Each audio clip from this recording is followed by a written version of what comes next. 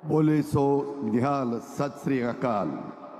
वाहेगुरु जी का खालसा, वाहेगुरु जी की फतेह।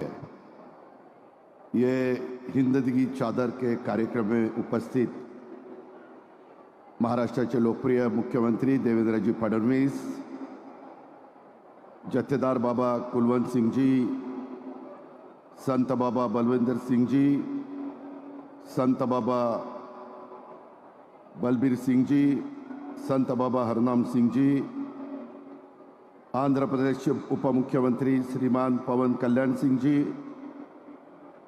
मंत्रिमंडळातील आमचे सहकारी पंकजाताई मुंडे, गिरीशजी महाजन, अतुल सावे, बाबासाहेब पाटील, प्रदेशाध्यक्ष भाजपचे रवींद्र चव्हाण जी, खासदार अशोकराव चव्हाण, प्रतापराव चिखलीकर, अनेक खासदार आमदार उपस्थित आहेत, ते सर्व उपस्थित मान्यवर, तसंच विजय सदबीर सिंह जी, दिल्लीचे कॅबिनेट मिनिस्टर मनजिंदर सिंह जी सिरसा,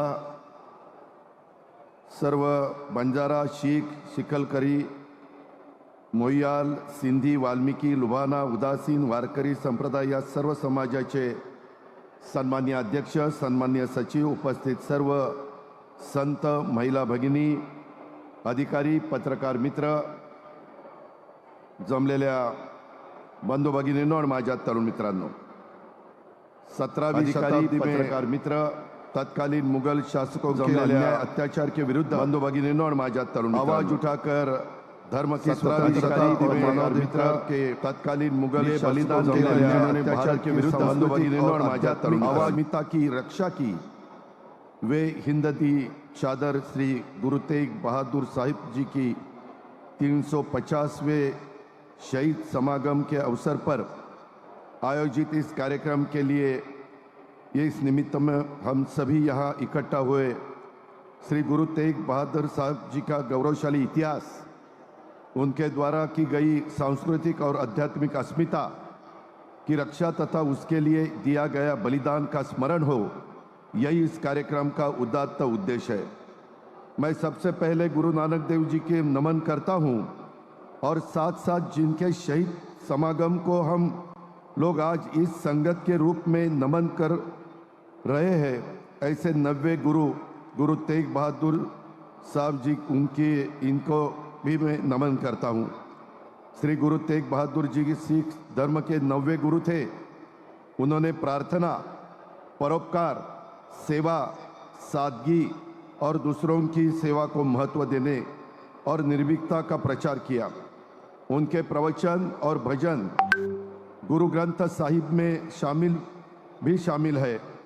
उनके बलिदान से पूरे भारत में तथा सिख धर्म में शौर्य, त्याग और परंपरा और अधिक मजबूत हुई है। यह एक महत्वपूर्ण बात है। यहाँ पर मुझे मालूम है करीबन जो लोग मौजूद है उसमें से 80% लोग मराठी भाषा जानते हैं, तो इसीलिए मैं अब थोड़ा मराठी भाषा में अपनी बात रखना चाहता हूँ। श्री गुरु तेग बहादुर साहिब जी यांचं बलिदान केवळ धर्मासाठी नव्हतं, तर ते सर्व मानवी सांस्कृतिक वारशाच्या रक्षणासाठी होतं। त्यांच्यासाठी धर्म हा सांस्कृतिक मूल्याचा आणि जीवनशैलीचा एक आदर्श होता। म्हणूनच धर्माच्या खऱ्या शाश्वत मूल्यांच्यासाठी त्यांनी दिलेलं बलिदान हे अनेक अर्थांनी महत्त्वाचं आहे। जुलमी शासनाच्या, विचार स्वातंत्र्याच्या, धर्मविरोधी दमनकारी धोरणांविरुद्ध गुरु तेग बहादुर सिंह जी यांचं बलिदान एक अभूतपूर्व ऐतिहासिक घटना होती। त्यांच्या निर्भय आचरणाचं, धार्मिक आणि नैतिक दृढतेचं ते सर्वोच्च उदाहरण आपल्याला देता येईल।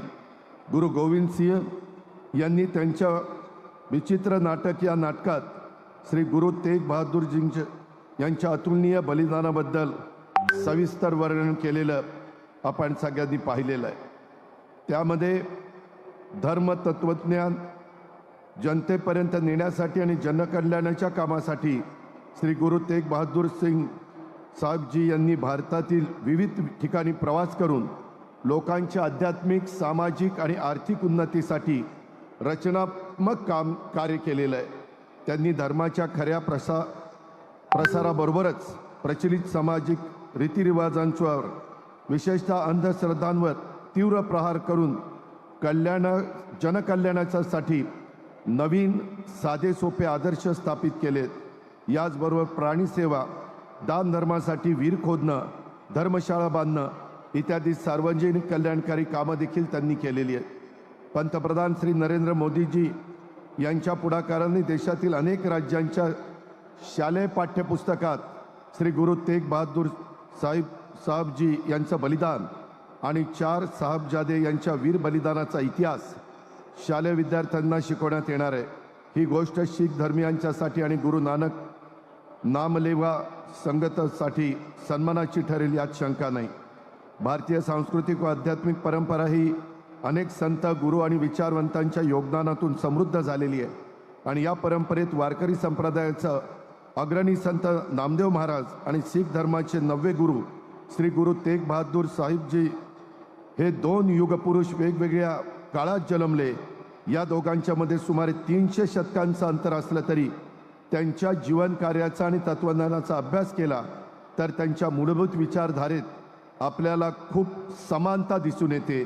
दोघांनी ईश्वर एकत्व, अन्यायाविरुद्ध संघर्ष आणि धार्मिक स्वातंत्र्याचा पुरस्कार केलेला आहे. संत नामदेव महाराजांनी भक्तीच्या मार्गाने समाज परिवर्तन घडवलं तर गुरु तेग बहादूर साहेबजींनी त्याग आणि बलिदानाच्या मार्गाने धर्मरक्षणाचा आदर्श निर्माण केला. नामदेव महाराजांच्या अभंगातील अनेक रचना सिखांच्या गुरु ग्रंथ साहेबजींमध्ये समाविष्ट आहेत. त्यामुळे देश विदेशातील शीख बांधव मोठ्या संख्येने महाराष्ट्राच्या हिंगोली जिल्ह्यातील नरसी नामदेव या धार्मिक स्थळाला देखील भेट देत असताना आपण पाहतो.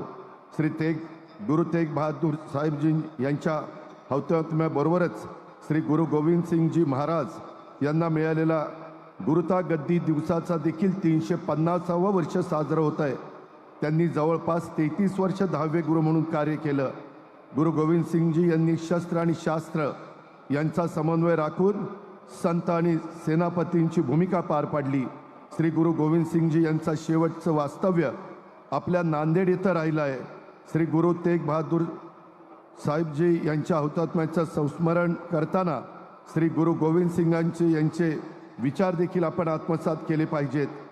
हुजूर साहिब नांदेड़ स्थित मुख्य गुरुद्वारा एक तख्त, इस महान तीर्थस्थल पर हिंद दी चादर श्री गुरु तेग बहादुर साहब जी का 350वां शहीद समागम दिवस सभी भक्तों के लिए एक पवित्र तीर्थ यात्रा सिद्ध होगा, ऐसा विश्वास व्यक्त करके मैं अपनी वाणी को विराम देता हूँ.